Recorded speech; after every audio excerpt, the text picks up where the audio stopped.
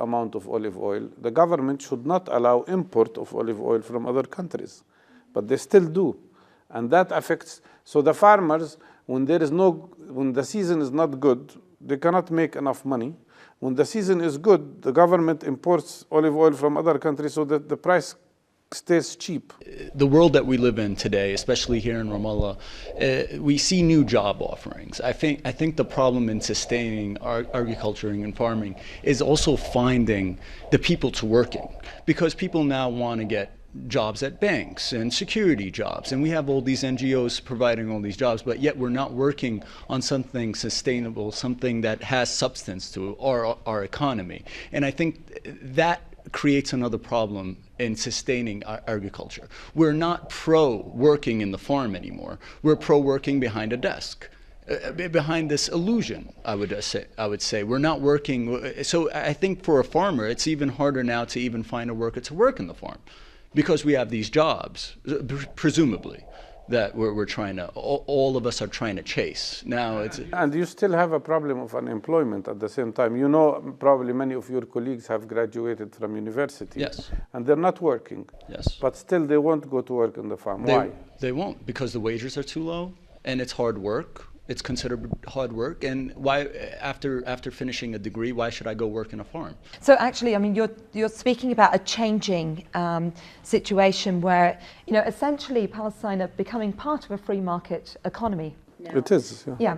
Yeah, but at the same time, everything that comes through into Palestine is being double taxed as it, you know, moves through Israel. So, you know, when we're looking at competitive rates on a competitive market, are Palestine not only losing out to a free market economy from producing something from the inside? I mean, the main problem is lack of policies.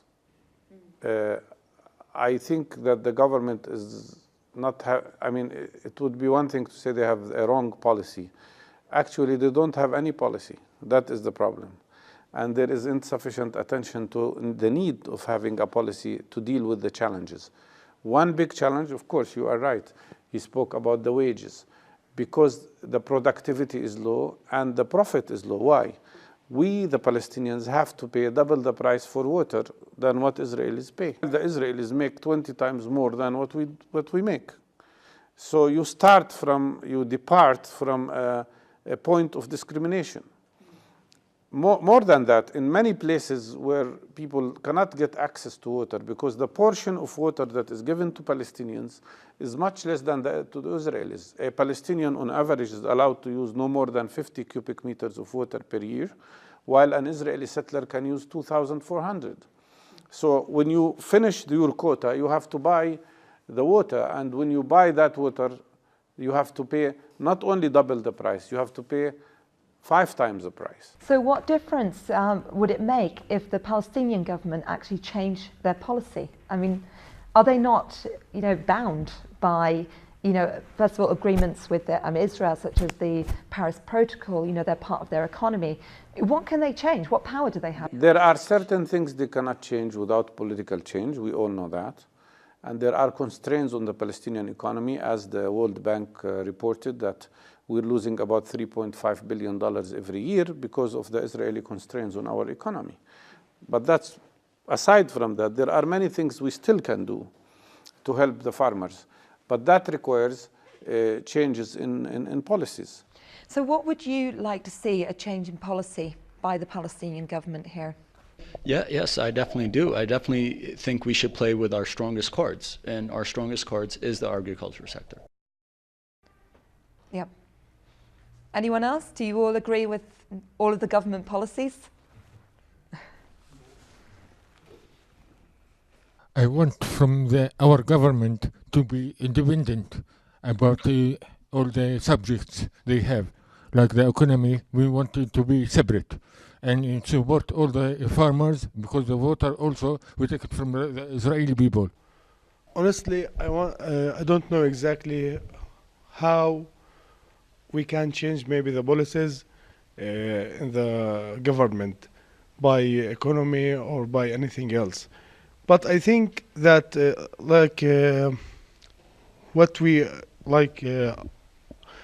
our belief that we can making a difference, especially for the youth, Palestinian youth, maybe we can do many things like what Dr. Mustafa said about something instead of the government economy or support. Like maybe if we want to face our challenges, and maybe we came here to talk about the boycott, and now we go to another subject about the agricultural. I think that we have and we faced many challenges about our problems and the situation in Palestine. So maybe that because I am one of them, like volunteers and the youth in associations have to put many ideas or many, let's say, suggestions, ideas to do the instilling for everything about the situation in Palestine. Does it worry you that you're not getting jobs? Once most of you, I know, are university students, or you've just graduated. So does that not worry you that you're walking into, what was the unemployment rate? 70%. 70% unemployment rate. And do you believe that students are doing enough, actually, to pressurise the government into changing these policies? I don't think we're doing enough to pressure the government. We're definitely not pressuring the government. I think that what we need to do is raise awareness in universities, in schools. That's where we need to target. Graduating, I think even graduating universities nowadays in Palestine, you don't really graduate with the prerequisites of today's jobs. Like it's even harder for us to get jobs because of our education.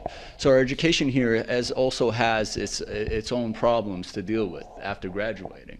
So we're dealing with a lot of different obstacles to get jobs and to work and to sustain. But I think what's more importantly is to raise the awareness of where our money is going. Where is our government spending that money?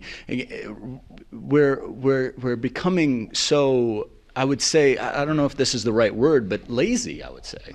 We're numb. We're becoming too numb. 27% of our money is allocated into security. Security doesn't do anything. Security just rides around all day, spends money. We're not moving in the right direction. This is not a productive way of dealing with any situation to sustain or to move anything. I do not see a bright future for us in the meantime, at least. I think one way of encouraging BDS locally is by telling the people, especially the young people, about the successes of BDS abroad, internationally. The fact that many banks in Israel are now losing their investment. The fact that big countries like Holland and Denmark and Norway are divesting from Israeli companies, especially those who are related to settlements. The fact that big companies have lost billions of dollars because they are working in occupied territories. I think the more we inform the public about the successes of the BDS campaign worldwide, the more this will encourage also local boycott movement to become stronger. Well, you've actually taken my next question. That was about the success of the boycott movement. Now, we know we've had a huge amount of press very recently concerning the boycott movement, particularly in America with Scarlett Johansson, yes. When you were boycotting the SodaStream product. However, we're hearing a lot about boycott, but nothing actually about sanctions. Has there been any success in sanctions on Israel? We are still at the beginning in that field, but it's coming. And I think what Palestinians have, a very powerful instrument that has not yet been used sufficiently, is that international law is on our side. And we have a very, very important two aspects here. One is the application of Geneva Conventions to the status of occupied territories. And those who violate Geneva Conventions can be punished. And those governments who do not take their responsibility of protecting the application of Geneva Conventions to occupied territory can have legal problems. This is an area we haven't yet used sufficiently. And second area is the resolution of the International Court of Justice. the ICJ resolution about the wall, about the settlements, and about occupation, and about the changes of the status of Jerusalem. It provides us with a fantastic legal basis for demanding sanctions actions against Israeli policy and government and officials. The biggest success so far has been that many Israeli officials are afraid now of traveling to some countries because they know they can face legal cases against their violations of international law and humanitarian law. So this is still in the beginning, but I can see this is the future.